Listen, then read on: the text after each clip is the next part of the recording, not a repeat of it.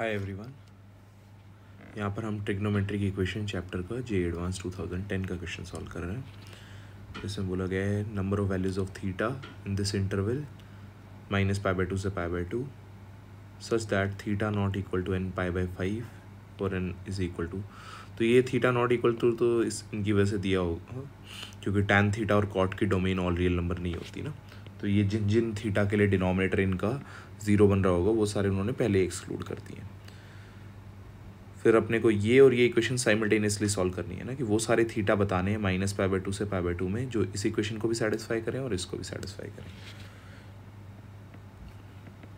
तो इस टाइप की इक्वेशन अब जेईई मेंस में बहुत आ रही हैं, जहाँ पे एक साइड पे टैन लिखा है, दूसरी साइड सिंपल टैन या कॉट लिखा होगा। यहाँ पे साइन है तो साइन या तो साइन के इक्वल गिवन होता है या फिर कॉस के इक्वल गिवन होता है। तो इसको अपन 90 - थीटा यूज़ करके इक्वेशंस का जनरल सोल्यूशन लिख के इक्वेट कर सकते हैं। एक मेथड तो यही होगा, कई सारे मेथड हो सकते हैं, एक दो मैं डिस्कस कर देता हूँ यहाँ पे, बाकी अपन खुद से सोच सकते हैं। जैसे फर्स्ट मेथड प्रेफरेबल जो अपन सोचें तो वो tan theta is equal to cot 5 theta लिखा हुआ है, तो cot 5 थीटा को मैं लिख देता हूँ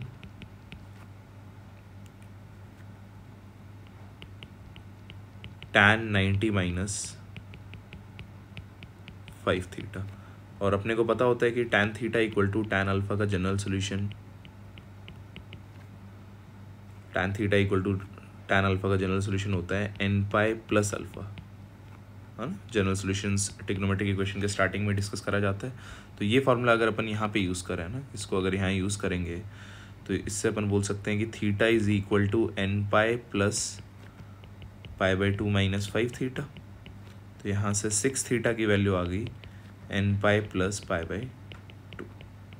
ठीक है, ये 6 थीटा की वैल्यू आ रही है।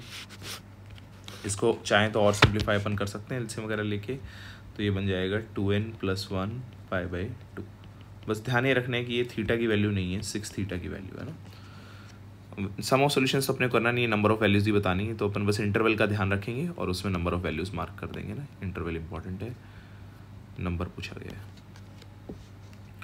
ठीक है, तो इस वाले को तो एक बार के लिए यहीं रखते हैं। इसके सारे सोल्यूशन लिखते नहीं क्योंकि अपने को कॉमन सोल्यूशन करना है ना, तो उस तरफ की इक्वेशन भी देख लेते हैं, उसके बाद सोल्यूशन लिखना स्टार्ट करते हैं।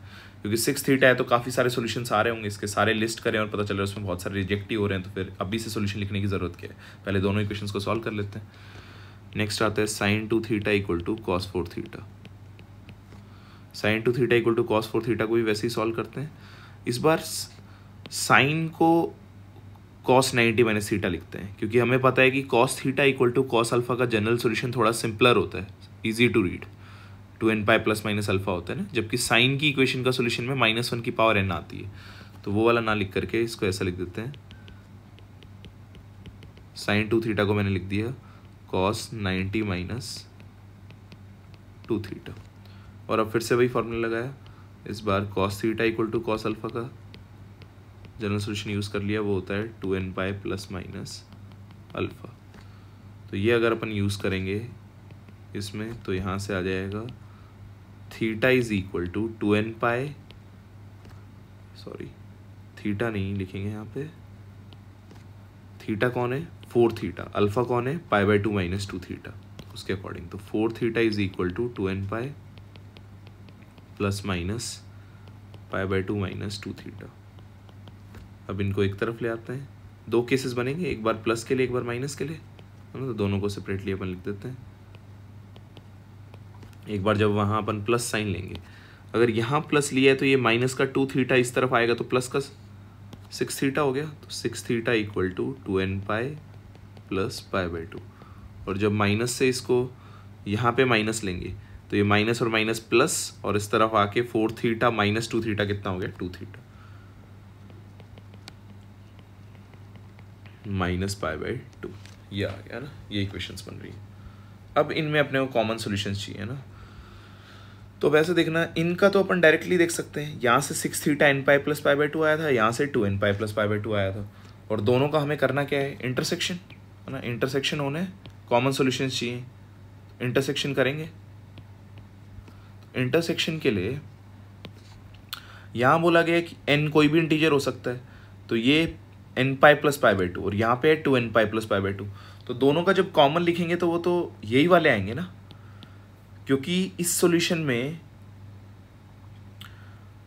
ये जो n pi plus pi by 2 लिखा है इसमें ये वाले सारे तो आ ही रहे हैं। जैसे आप एग्जांपल सोच के देखो, एन को 1 लेंगे तो ये पाई प्लस पाई बाई 2 बनेगा, बट यहाँ से कभी भी पाई प्लस पाई बाई 2 नहीं बना सकते ना। तो ऑड जब जब जब यहाँ पे ऑड इनपुट जा रहा है वो वाला सोल्यूशन नहीं आ पाएगा। तो दोनों में अगर मैं कॉमन सोल्यूशंस की बात करूँ, है ना, इसका और इसका इंटरसेक्शन जब अपन ने करा तो ये राइट हैंड साइड वाले ही आ जाएगा, वही छोटा वाला सेट है ना, इसी में कम वैल्यूज आ रही होंगी, इसकी सारी वैल्यूज इसमें कंटेन्ड ही हैं, तो जब इंटरसेक्शन करेंगे तो यही आएगा। तो यहाँ से 6 theta is equal to 2n pi plus pi by 2। अभी मैंने पूरा फाइनल आंसर नहीं आया ये, क्योंकि अभी तो केवल इसी का टेक केयर करा है, इसका भी फिर ध्यान रखेंगे ना। अभी तो इन दोनों को एक साथ लेके देख रहे हैं, फिर इसको और इसको देखेंगे, है ना। तो ये आ गया। बस अब इसमें देख लो क्या क्या वैल्यूज आ सकती है ना। अपने को यही ध्यान रखना है कि 6 theta equal to 2n pi plus pi by 2, तो 6 theta is equal to 4n plus 1 pi by 2। LCM ले लिया, तो यहाँ से थीटा की वैल्यू आ रही है 4n प्लस 1 पाई बाई 12। अब इंटरवल की बात आ जाती है। इंटरवल माइनस पाई बाई 2 से पाई बाई 2, तो उसमें n की वैल्यूज पुट करके देखो। जैसे यहाँ पे n को अगर 0 पुट करते हैं तो ये आ गया पाई बाई 12, एक्सेप्टेबल है। n को 1 पुट करा तो वो कितना आ गया 5 पाई बाई 12। 5 पाई बाई 12 भी पाई बाई 2 से छोटा ही है ना। पाई बाई 2 तो 6 पाई बाई 12 होता है, तो ये भी एक्सेप्टेड है। n इक्वल टू 2 अगर लेंगे तो वो एक्सीड कर जाएगा ना 9 पाई बाई 12, तो नेक्स्ट वाला नहीं ले सकते। फिर n को अगर -1 लेते हैं तो उससे और पीछे चले जाएगा, तो वो कितना आ गया माइनस का 3 पाई बाई 12, है ना। n इक्वल टू -1 अगर लेंगे तो n इक्वल टू -1 पे आ गया ये माइनस का 3 पाई बाई 12, तो वो कितना बन गया माइनस का पाई बाई 4, वो भी एक्सेप्टेबल है, तो ये भी एक्सेप्टेबल आ गया। फिर n को अगर -2 लेंगे तो वो इस बार और 4 कम हो गया ना, तो ये माइनस का 7 पाई बाई 12 आ गया, है ना। माइनस का 7 pi by 12, n equal to -2 रखने पे इसमें आ रहा है ना। n को जब -2 रखा तो ये माइनस का 7 पाई बाई 12 आ रहा है, तो ये वैल्यू भी माइनस पाई बाई 2 से पाई बाई 2 में ही आएगी। ये वैल्यू भी माइनस पाई बाई 2 से पाई बाई 2 में ही आनी चाहिए, तो ये भी एक्सेप्टेबल होगा। ये एक्सेप्टेबल होगा क्या?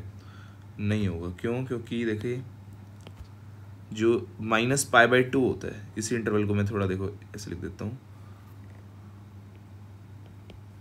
माइनस पाई बाई 2 होता है माइनस का 6 पाई बाई 12। सेम डिनोमिनेटर पे बना दिया ताकि इजीली रीड कर पाए।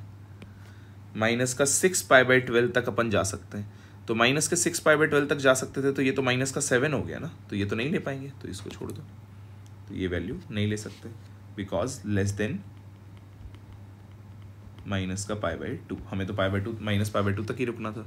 तो यहाँ से 3 सोल्यूशन तो ये आ गए हैं ना, 3 सोल्यूशंस आ चुके हैं, पाई बाई 12, 5 पाई बाई 12 और माइनस पाई बाई 4। अब देखते हैं कि इन दोनों से भी कोई और सोल्यूशन आ रहा है क्या, है ना। अगर इन दोनों से देखा जाए, इससे और इससे, इनसे भी कोई सोल्यूशन आ पाएगा क्या।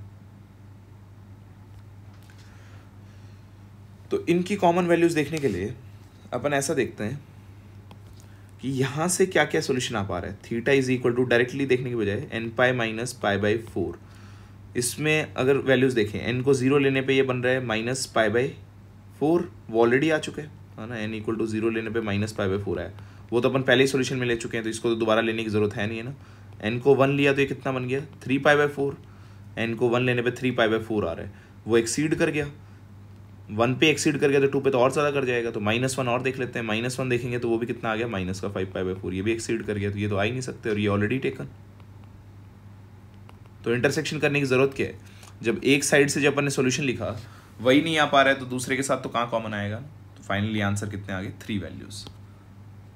तो यहाँ से फिर अपने को आंसर पता लग गया कि 3 आंसर आ गया ना। तो ये तो एक मेथड हुआ। या फिर अपन क्या कर सकते हैं कि नॉर्मल इनको साइन कॉस में चेंज करके इनको पूरा सॉल्व कर दें ना, तो वो मेथड भी मैं थोड़ा सा डिस्कस कर देता हूँ।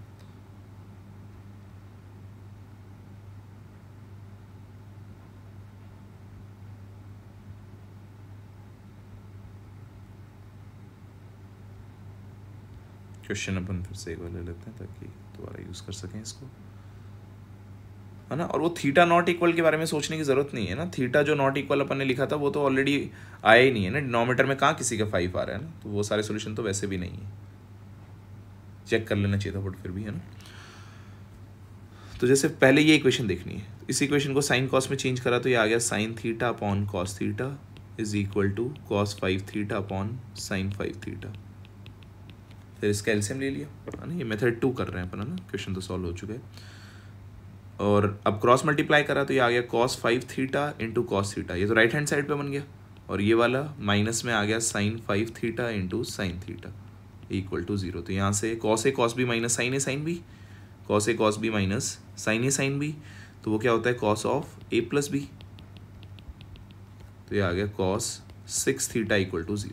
इसके आगे अपन सोल्यूशन लिख सकते हैं, एक बार यहीं के लिए रोकते हैं, सेकंड इक्वेशन को सॉल्व करते हैं, फिर देखेंगे कि इसका अपन फाइनल सोल्यूशन तक लिखेंगे नहीं लिखे, है ना। कोई आगे भी प्रोसीड कर देगा तो कोई दिक्कत नहीं है, उससे भी सॉल्व हो ही जाएगा।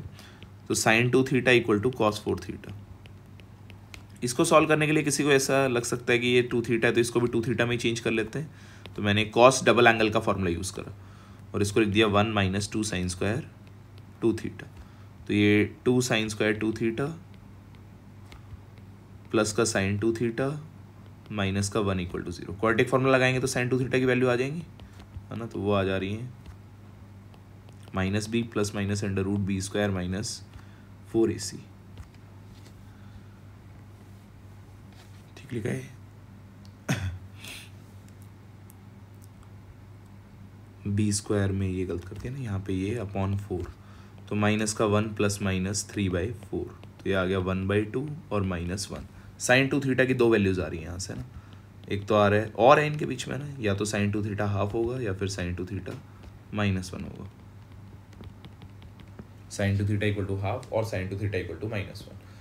तो फिर अब अपने को यहाँ से ये लगता है कि या तो मैं इसके सॉल्यूशंस लिख दूँ ना, एक तरीका तो ये हो सकता है कि इसके सॉल्यूशन लिख देते हैं और वो यहाँ पुट कर करके देख लेते हैं कौन सा सेटिस्फाई कर रहा है, रादर देन दोनों के सॉल्यूशन निकाल के।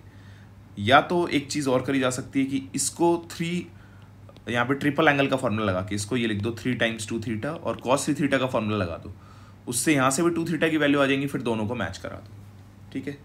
तो इसीलिए इसमें बहुत सारे मेथड्स बन सकते हैं, तो सॉल्यूशन की बजाय ये ज़्यादा सही रहेगा अगर कि आप अपन खुद से कोई मेथड इसमें लगाएं और उसके डाउट्स पूछें ना, तो आप कमेंट्स में डाउट्स पूछ सकते हैं अगर इसमें आपने कोई मेथड से अप्रोच करा है और उससे कैसे सॉल्यूशन आएगा वो अगर डिस्कस करना हो।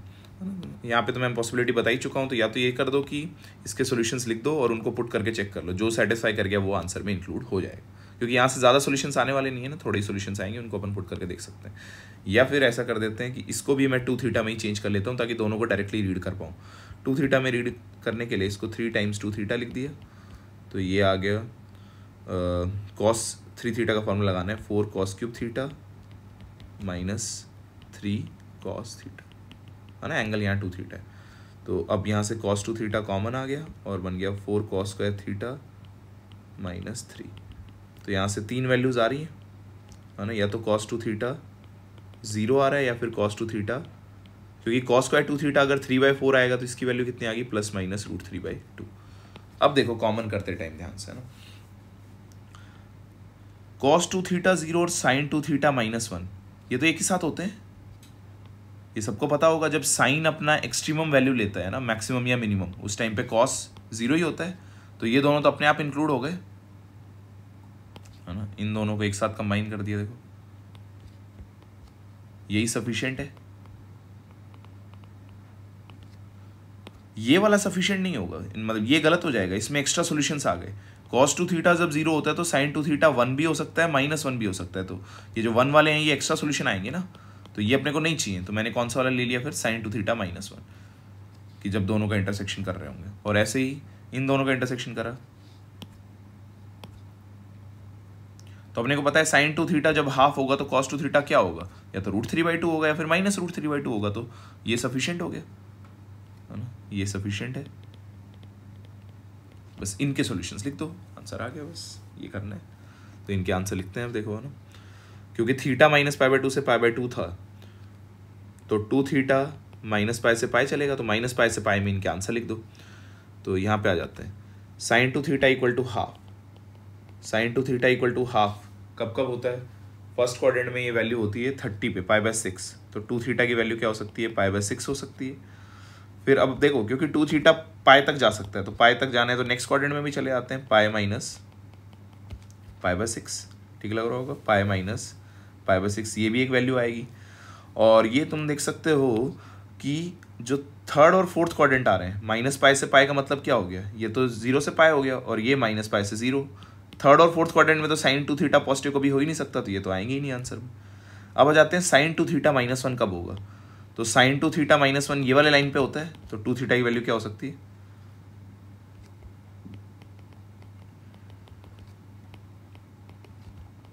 2 थीटा की वैल्यू आ जाएगी -π/2, एक ही वैल्यू आएगी और तो कोई आएगी नहीं। तो यहाँ से कितने सॉल्यूशंस आ रहे हैं, 3 सॉल्यूशंस आ रहे हैं, कोई भी कॉमन नहीं है, देख लो ना, कॉमन एज इन कि कोई भी वैल्यू रिपीट नहीं हो रही।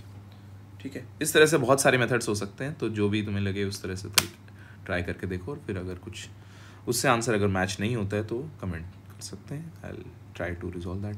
Thank you.